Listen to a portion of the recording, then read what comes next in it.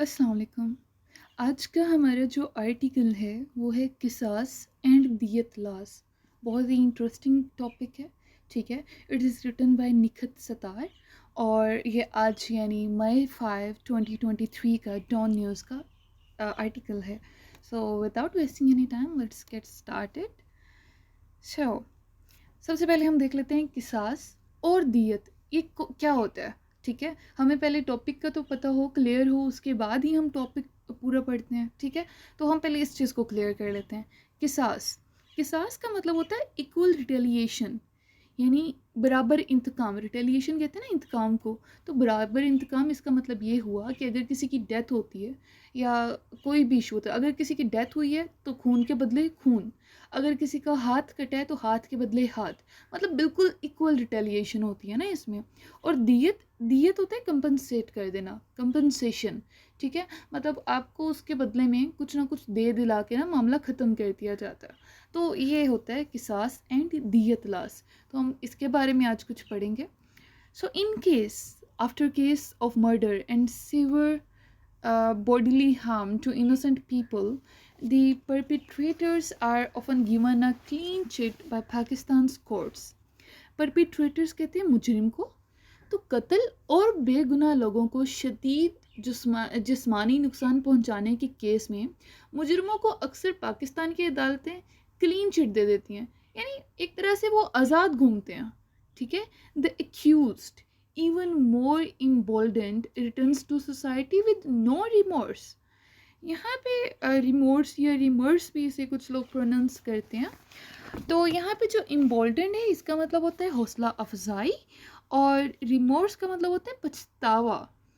تو اس کا مطلب یہ ہوا کہ جو ہمارے وہ ایکیوزڈ مطلب ملزم جو ہیں، ملزم اس سے بھی زیادہ حوصلہ مند ہیں، یعنی ان کی اس سے بھی زیادہ حوصلہ افزائی کی جاتی ہے، بغیر کسی پچھتاوے کے معاشرے میں واپس آتا ہے، یعنی انہیں کوئی پچھتاوا ہی نہیں ہوتا اپنی غلطیوں کا، ٹھیک ہے۔ So many are legislatures elected by the very same people they harmed، کہ بہت سے تو اس میں قانون ساز ہیں، انہی لوگوں کے ذریعے منتخب ہوئے جنہیں انہوں نے نقصان پہنچایا۔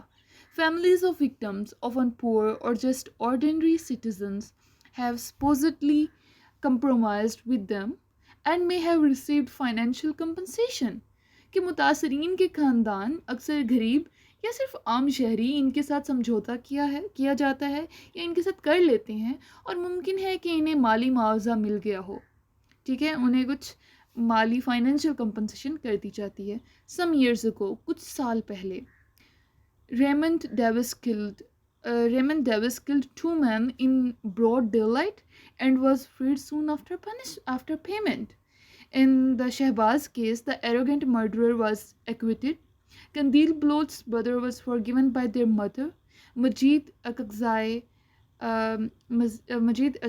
was acquitted after running over a traffic policeman.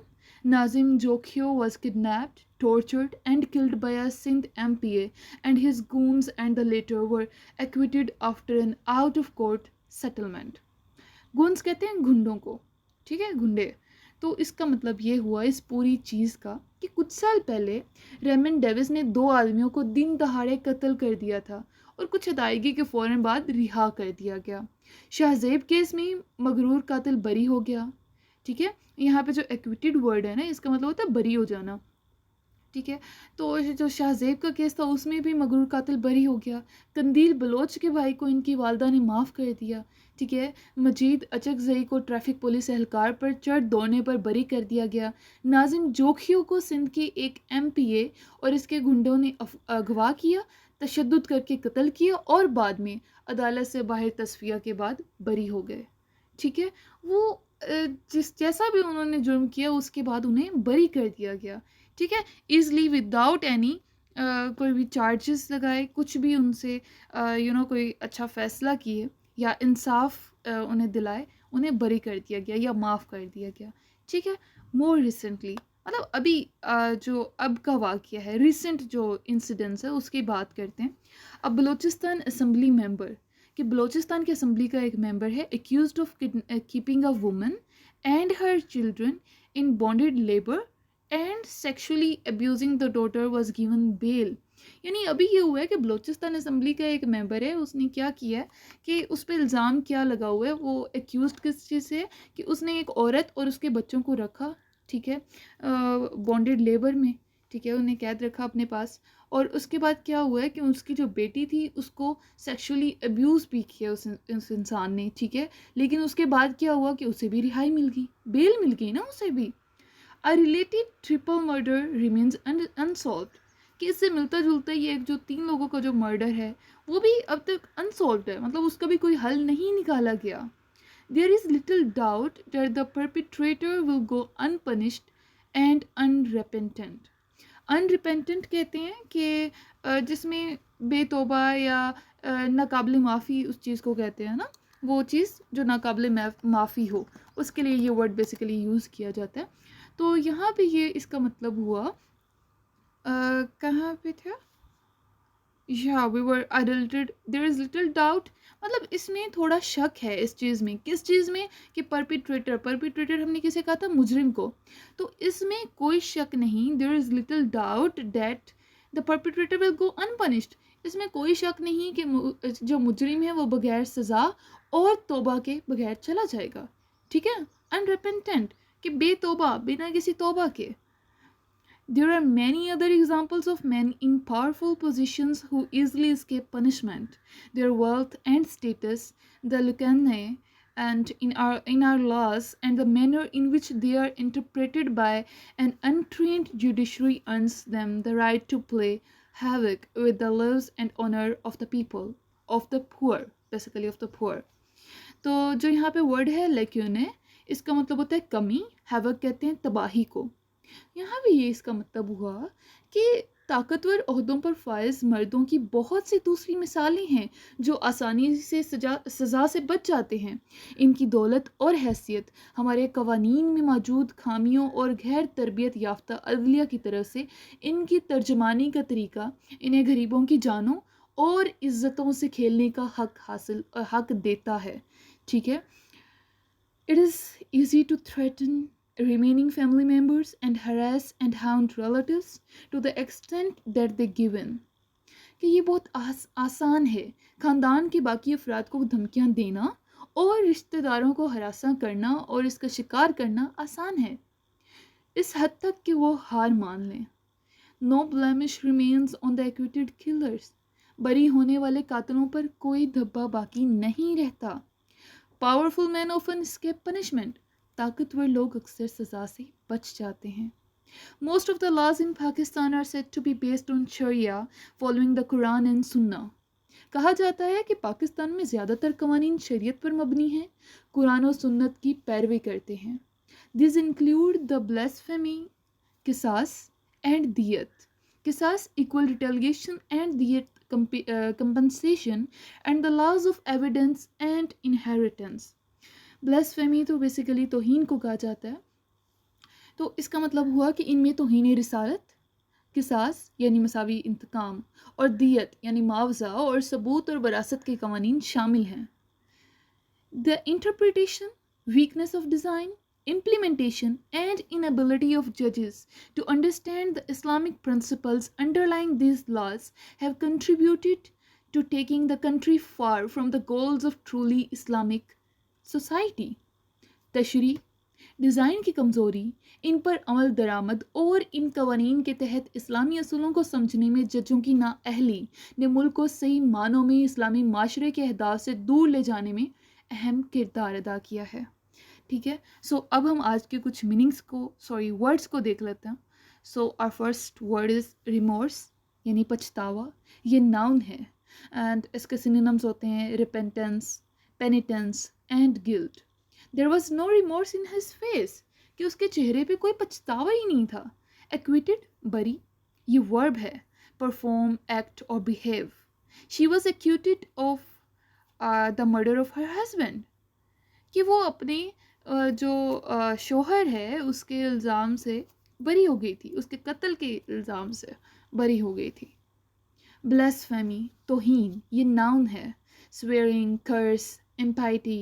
He was found guilty of blasphemy and sentenced to 3 years in jail. کہ اس پہ کون سا جرم عائد کیا گیا تھا؟ توہین. اس نے توہین کی تھی and sentence to 3 years in jail, کہ اسے 3 سال جیل کی سزا دی گئی تھی. فیوڈس جھگڑے، ورب ہے یہ. quarrel, fight, argue, and she felt very curious about their feud. کہ وہ ان کے جھگڑے کے بارے میں بہت پرتجسس تھی. coerced زبردستی، یہ ورب ہے. push, force, compel. He was coerced into signing the confession. کہ اسے زبردستی اس سے کی گئی تھی کس چیز سے؟ کہ وہ کنفیشن کو سائن کر دے. overhaul شروع کرنا یا نیا کر دینے کا عمل، یہ ورب ہے. اینڈ overtake, repair, pass یہ اس کے synonyms ہیں. they had to overhaul their original plans. کہ انہیں اپنے جو اوریجنل پلانز ہیں نا ان کو دوبارہ سے نیا کرنا ہوگا، ریپیئر کرنا ہوگا، دوبارہ سے شروع کرنا ہوگا. ٹھیک ہے. So yeah you can take the screen shot now. Okay, اب ہم اپنے آرٹیکل کو ریزیوم کرتے ہیں. The Quran was revealed to the Prophet, peace be upon him, over 23 years, each verse in a certain context, following the religious, social, and economic changes in societies of first Makkah and then Medina.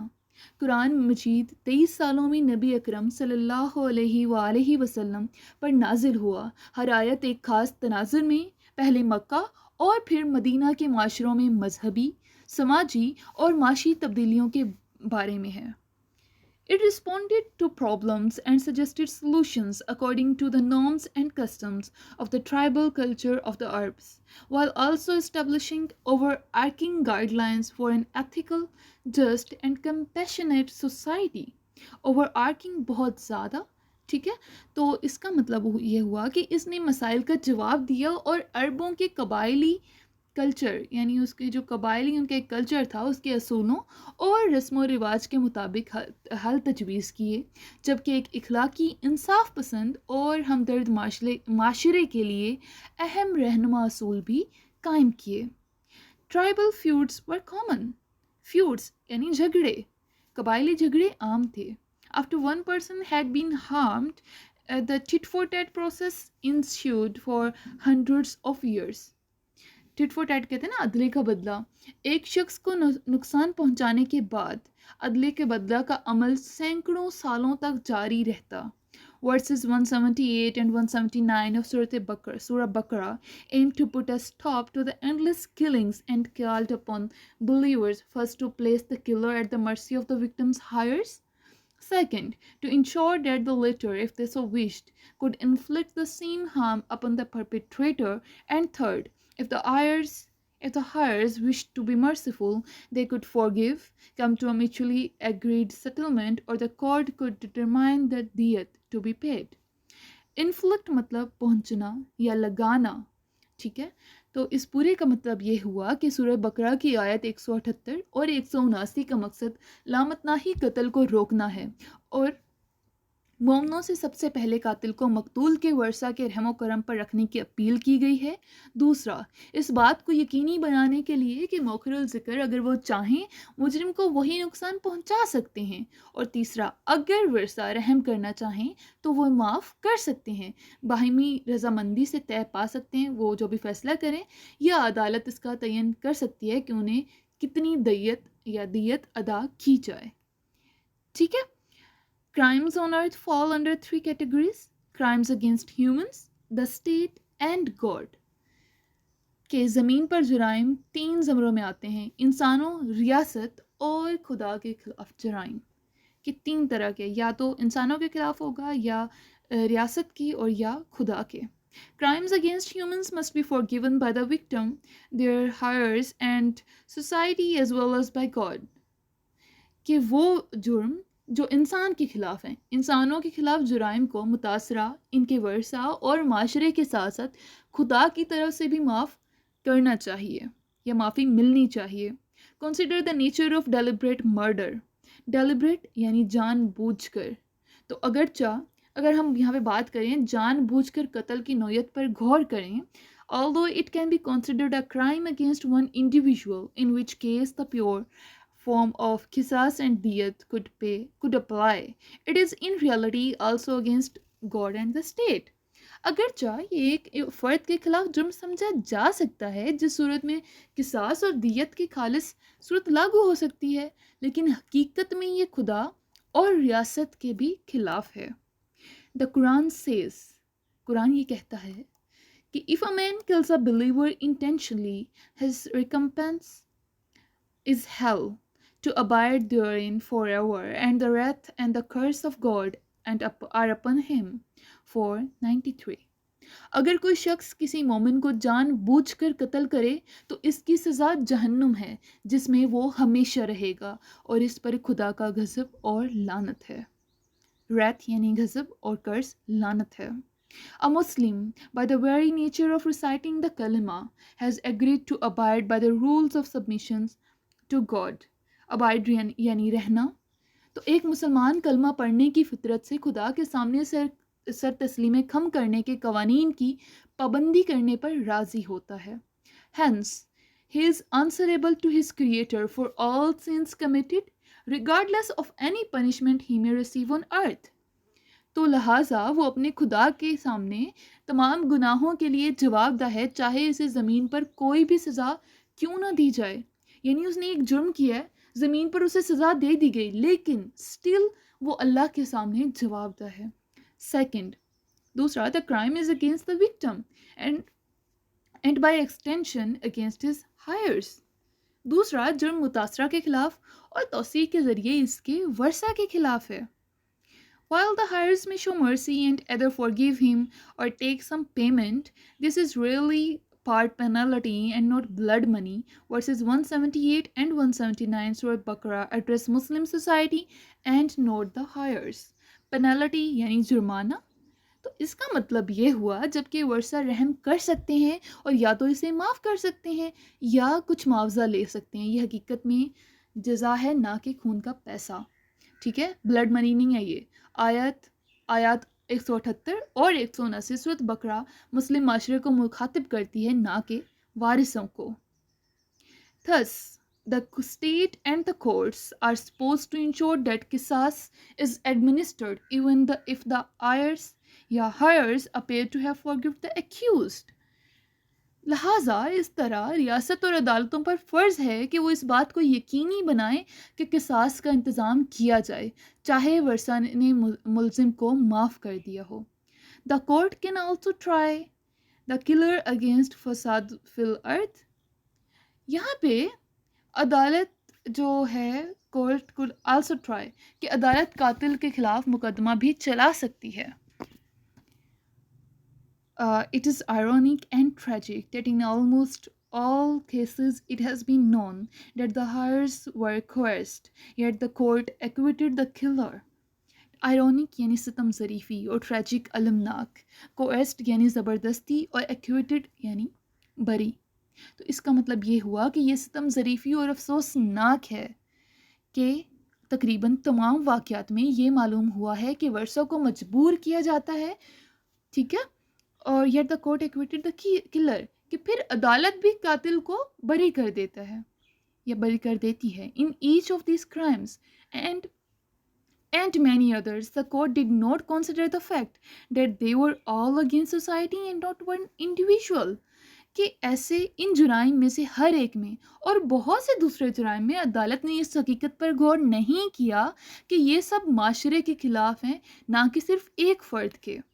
A further travesty of justice is that the killer has no blame attached to him۔ travesty دھوکہ دہی یعنی انصاف کا ایک اور فریب یہ ہے کہ قاتل پر کوئی الزام نہیں ہے۔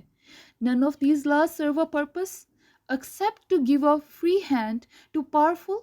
ٹھیک ہے، ان میں سے کوئی بھی قانون طاقتور کو آزادانہ ہاتھ دینے کے سوا کوئی مقصد پورا نہیں کرتا۔ Someone somewhere somehow needs to revise them and overhaul the judicial system before we all become voiceless۔ ٹھیک ہے، تو یہاں پہ بات یہ ہو رہی ہے کہ اس سے پہلے کہ ہم سب بے آواز ہو جائیں، کسی کو کہیں کسی نہ کسی طرح ان پر نظر ثانی کرنے اور عدالتی نظام کو تبدیل کرنے کی ضرورت ہے. اوورہال یعنی تبدیل کرنا، نئے سرے سے شروع کرنا. So that's it for today. If you liked my video, then consider subscribing to my channel and share it with your friends as well. Thank you.